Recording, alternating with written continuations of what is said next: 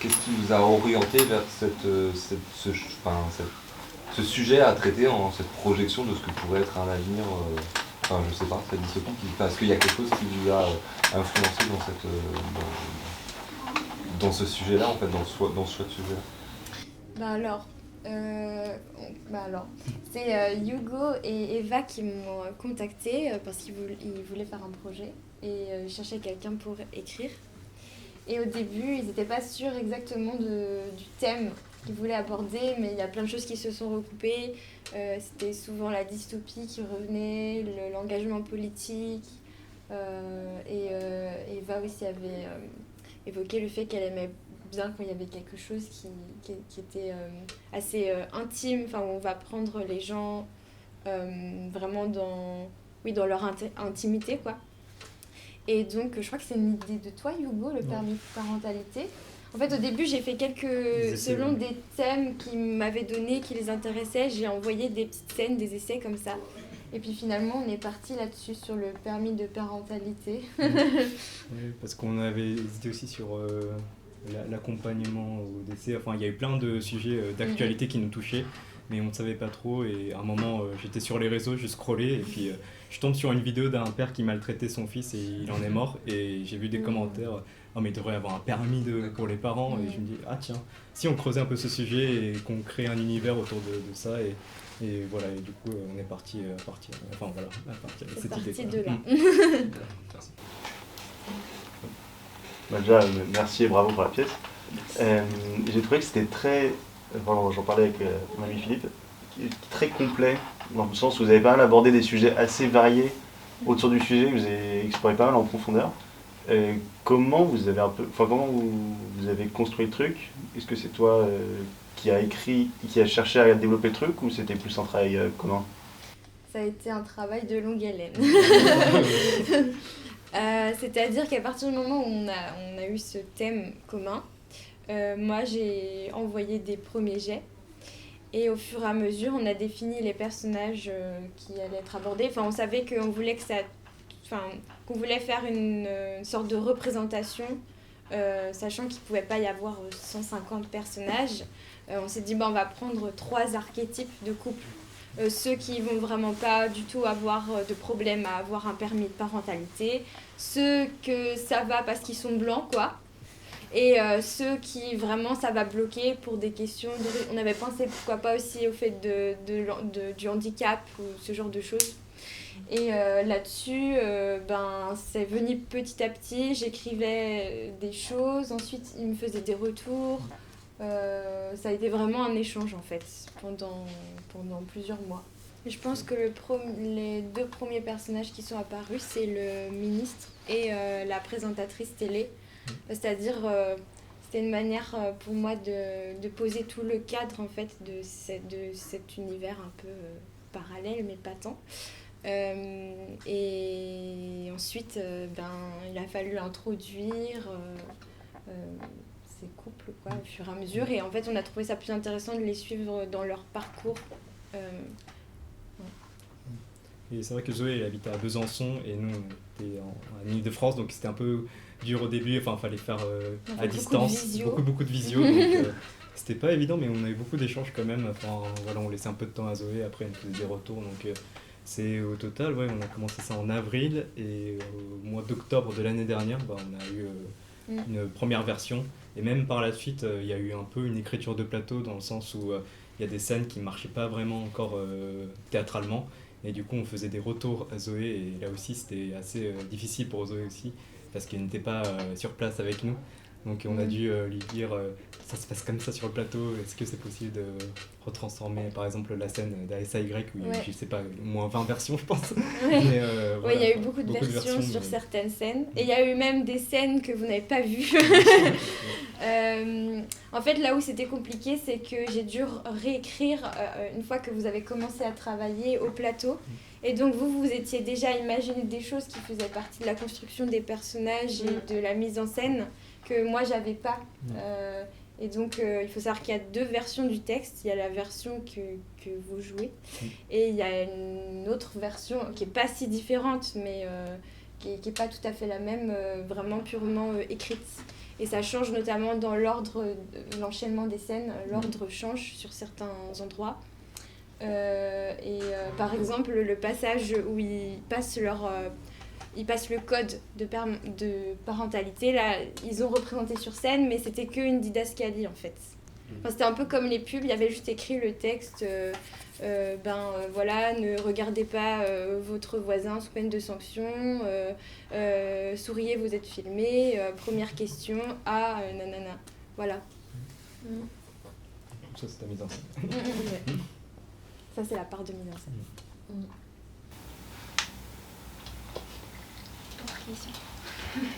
J'ai une question. Ouais. Tout d'abord, un grand bravo, super pièce, j'ai bien aimé, très complet comme a dit mon ami. Je pense que ça devrait être... on voit un peu les conséquences politiques d'une mesure. Et ça, je trouve que c'est important et peut-être le jouer à des gens qui, je sais pas, qui font des sciences politiques ou des trucs comme ça. Enfin, je me dis, ça peut être pas mal. Bref.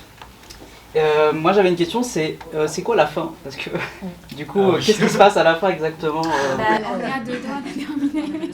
C'était vraiment une réplique. Non, elle a fini, c'était vraiment ça la fin. Juste que ça s'est un peu enchaîné sur... Elle a dit sa dernière réplique. En fait, elle accouche, c'est pour ça qu'elle appelle le 15. On appelle le 15. 2 salles, 2 ambiances, d'un coup d'un seul. On met le spectateur à rude épreuve. Non mais en fait, ça se termine que... parce que nous, avec David, nous jouons donc un couple qui n'arrive pas à avoir d'enfants. Et d'ailleurs, justement, pour revenir sur ce que disait Zoé, sur le fait qu'elle a dû écrire après, pour le personnage de David notamment, en fait, quand on a travaillé, on trouvait qu'il manquait alors pas des scènes, mais il manquait des moments pour le montrer un peu plus humain, parce que sinon, c'était vraiment un horrible fonctionnaire de l'État de A à Z. Mais c'est comme ça que nous, on le percevait. Et du coup, et aussi de montrer un peu la complexité d'un couple qui fait façade, et ça, Eva, elle a beaucoup voulu qu'on travaille en répétition. Comment est-ce que, même face à l'adversité, on fait quand même front, il y a de l'amour, etc. Et comment ça se craquelle. Et c'est justement donc la scène de la dispute où j'arrive avec la nuisette après son monologue qui a été ajoutée, et c'était qu'en fait, c'est pas parce qu'on a un permis qu'on est parent, c'est pas facile d'être parent, on pourrait vous poser la question, c'est quoi la bonne recette pour être parent? Prendre sur soi, essuyer le vomi et boire du café, et du coup, la fin, ça se termine un peu sur...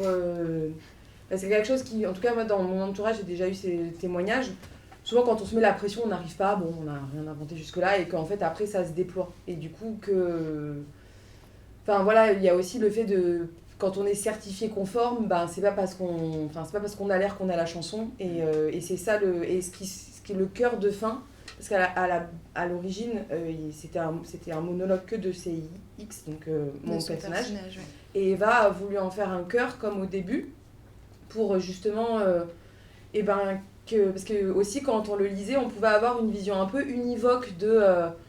il n'y a que la biologie qui compte, et l'adoption, c'est un peu... Et en fait, le fait de faire porter la voix à tous les personnages, une fois qu'on les a tous vus dans leur chemin de vie, ça a nuancé. En fait, la fin, elle a un gosse et c'est super, mais surtout, c'est une ouverture de... la prochaine fois qu'on entend un gamin pleurer dans le bus et qu'on se dit faudrait qu'il y ait un permis pour être parent parce que c'est pas possible de pas savoir tenir son gosse, c'est pas si simple, quoi. Et c'était aussi une volonté de pas être de Eva dans la mise en scène, et aussi de nous tous, de pas faire la morale au spectateur, mais plus de proposer un truc qui est une dystopie. Donc forcément, il y a des trucs qui sont assez caricaturaux, notamment le ministre, la présentatrice, et même... mais qui fassent réfléchir plus, qui disent c'est ça qu'il faut faire et pas ça, voilà. Je pense que vous avez bien réussi le côté bien faire réfléchir les gens. Alors moi en tout cas, j'ai bien réfléchi. C'était le but. Et je crois que le but de moi je l'ai mis en épilogue, je crois. Oui. Cette fin. C'était surtout de montrer que malgré le fait que c'est encore les médias qui ont contrôle, le gouvernement qui reste dans son contrôle permanent, il y a une forme d'espoir, c'est-à-dire que cette femme qui n'arrivait pas à tomber enceinte, d'un coup quelque chose naît. Donc on ferme pas cette pièce, et on peut s'imaginer tout ce qui va se passer ensuite. On perçoit aussi un peu la chose que si elle avait été toute seule dès le début, probablement elle n'aurait peut-être pas eu le permis non plus. Ouais, c'est clair, c'est clair. Et in fine, elle était dans une situation parfaite pour avoir des enfants. Et elle en est sortie. Et finalement, effectivement, ça se déploie, donc ça marche super bien. Bah, le but de Scoop, c'était de montrer qu'il ne suffit pas d'avoir la belle façade pour être des bons parents. C'est pas...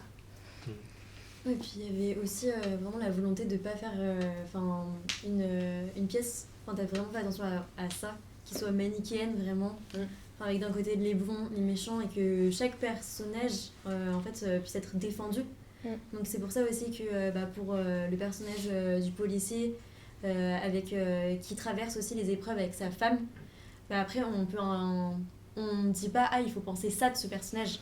Il y en a qui vont pas l'aimer, il y en a qui vont peut-être l'apprécier, et donc du coup c'était aussi voir ça, ou même tout n'est pas tout beau, tout rose, même là ce couple qui a la possibilité, qui a tout pour que ça marche, en fait eux aussi ils ont leurs difficultés, eux aussi ils traversent des épreuves, et voilà, c'est ça aussi qui nous a intéressés de montrer.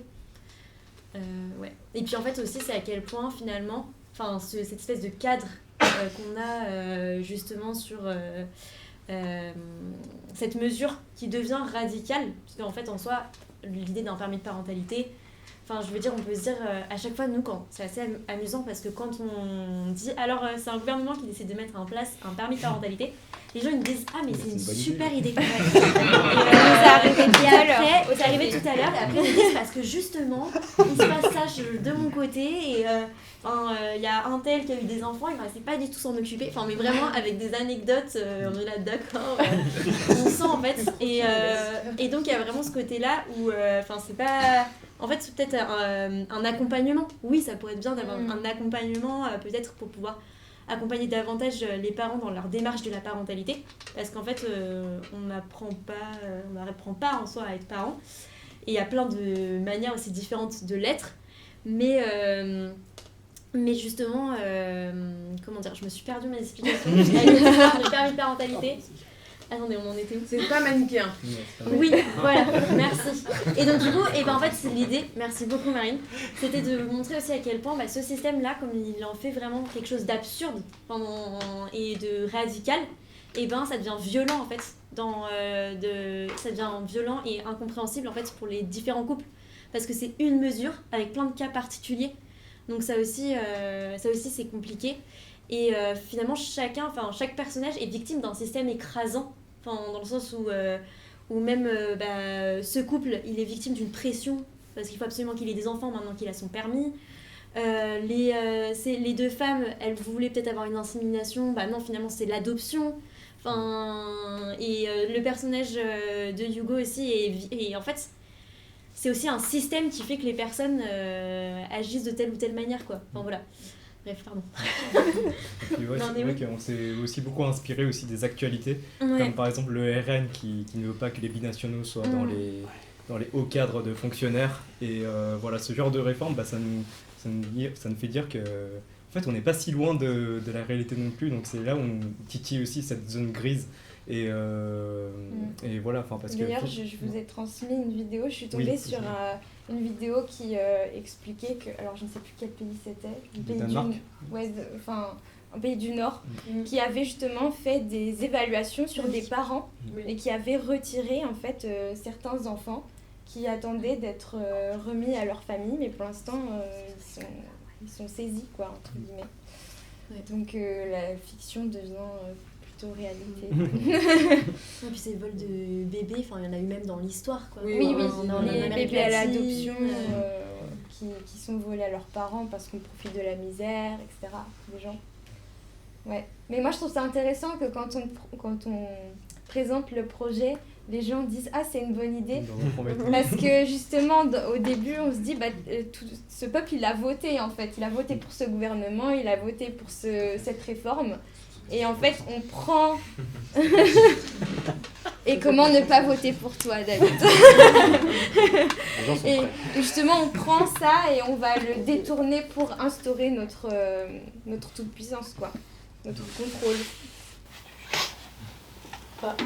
C'est ça que je trouve très... Parce que, effectivement, ces gens les publics là que vous avez vus et qui sont en mode ah waouh c'est génial, je trouve ça très intelligent parce que oui ça part d'un bon sentiment et d'une très bonne idée et c'est à quel point il y a plein de bonnes intentions qui sont en fait dérivées parce que t'as un gouvernement, parce que t'as le capitalisme qui arrive et qui est en mode regardez, il y a des gens qui vont faire des voyages humanitaires pour aider et en fait on va en faire un business et tous ces trucs là et je trouve qu'il y a des très belles images, les personnages, ouais vous êtes que 5 entre guillemets mais en fait tous les personnages sont ultra définis et on ne vous reconnaît pas, enfin je trouve ça trop chouette aussi, je voulais saluer les comédiens et comédiennes parce que en fait d'un personnage à l'autre on ne vous reconnaît pas.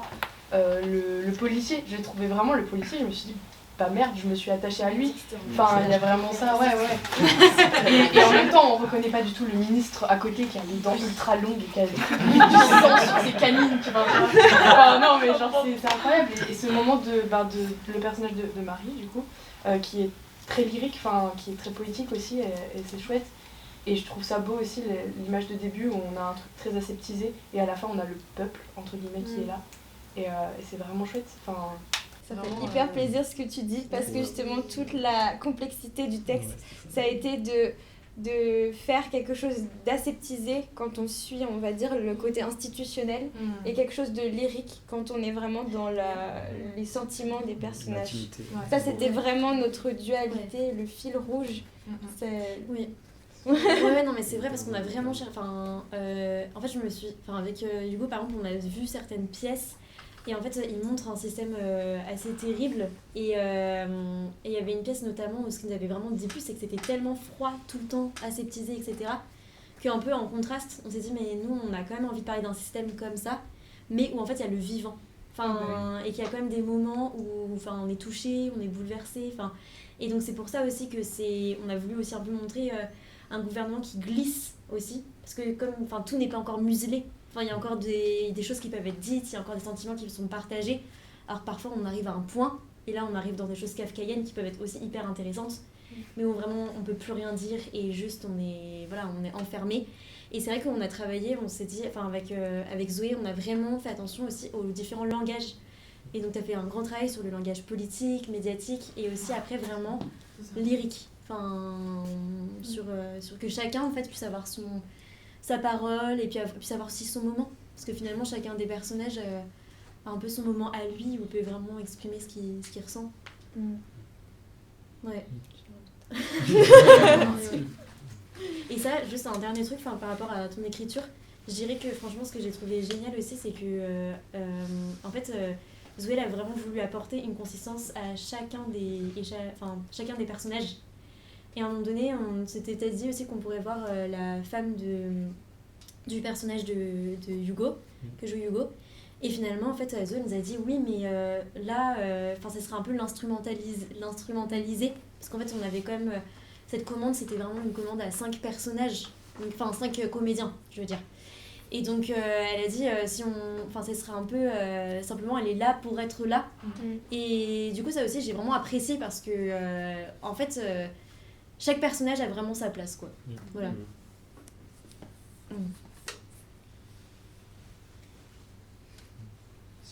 C'est ce que je me disais, c'est à la première lecture de la pièce, je sais pas combien de réécritures t'as fait avant de nous la présenter, la première fois qu'on l'a lu tous ensemble. Ça dépend des scènes. Mais dans la pièce dans sa globalité, la première fois que j'ai lu, j'étais impressionné parce que quand on lit du théâtre, en tant que comédien, on cherche toujours à voir ce qu'on peut jouer ou ce qu'on peut justement ne pas dire et faire dans le jeu. Et je trouvais que dans ton texte, il y avait ce qu'on voulait, il y avait exactement ce qu'on voulait, c'est-à-dire les phrases sont... Il n'y a pas tout qui est dit, il n'y a pas tout qui est explicité, mais il y a du sous-entendu, il y a ce qu'on veut jouer derrière. Et c'est hyper agréable de voir ça déjà à la première lecture. Et en plus après... il y avait la place dans le jeu pour le jeu. Ouais, exactement. Ouais, franchement, ce que je dirais, c'est que c'est incroyable la liberté qu'on a. Non, mais vraiment, après, on a tellement de possibilités d'interprétation. Et même, c'est vrai, peut-être t'as été aussi surprise parce que Zoé, elle a vu les premières étapes de la création. Donc, en vu un filage, un filage au mois de février. Et en fait, elle s'est dit, ah, mais j'avais pas du tout vu ça comme ça. Et en fait, c'est parce que vraiment, mais c'est parce que s'il y a une place dans le texte, vraiment, et même là, c'est ton choix, par exemple, de pas mettre du tout de didascalie. Il n'y a aucune didascalie Et en fait, nous, tu nous l'as présenté comme un matériau dont on peut vraiment s'emparer et s'approprier. Et du coup, c'était trop chouette, parce que vraiment, ça nous a permis de... C'est-à-dire que la didascalie, elle fait partie du texte. C'est les passages de pub, c'est la voix enregistrée du code de parentalité, mais sinon, il n'y a aucune indication de lieu, de temps, d'émotion, rien du tout. Ouais. C'est le but. Ouais, parce que même le cœur, c'est toi qui as distribué, il n'y avait pas les personnages.